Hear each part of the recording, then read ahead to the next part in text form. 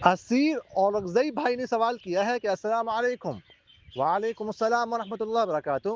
جناب محترم مفتی صاحب، سوال ہے کہ ایک بیمار ہے ایک آدمی، روزے نہیں رکھ سکتا، اس کو کتنا فدیہ ادا کرنا پڑے گا؟ اور اس طرح نمازوں کے فدیے کے بارے میں بھی رہنمائی فرمائے، شکریہ۔ دیکھو، جو شخص ایسا بیمار ہو جو فی الحال بھی روزے نہ رکھ سکتا ہو اور مستقبل میں بھی یہ بیماری ٹھیک ہونے کی امید نہ ہو، تو ایسا شخص فدیہ دے سکتا ہے، اور فدیہ 2.25 کلو گندم یا اس کی قیمت ہے، ٹھیک ہے؟ اور راجح قول کے مطابق جب رمضان شروع ہو جائے اس کے بعد دیا جائے، اس سے پہلے نہیں۔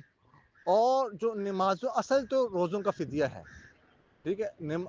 لیکن اگر کسی کی نمازیں رہ گئی ہوں، وہ نہ پڑھ سکا، اور اصل تو یہ ہے کہ نمازوں کی قضا کرنے پڑے گی، لیکن موت کا وقت آیا، اس کی ذمہ نماز رہتی تھی، تب وہ فدیہ کی وصیت کر جائے کہ میری وراثت میں سے اتنی نمازوں کا فدیہ دیا جائے۔ نمازوں کا فدیہ بھی 2.25 کلو گندم ہے، ٹھیک ہے؟ لیکن یہ پھر میں آپ سے عرض کر دوں کہ اصل جو ہے نمازوں کی قضا ہے۔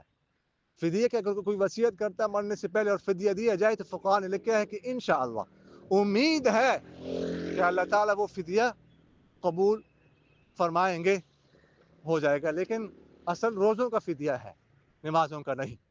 جزاکم اللہ خیر۔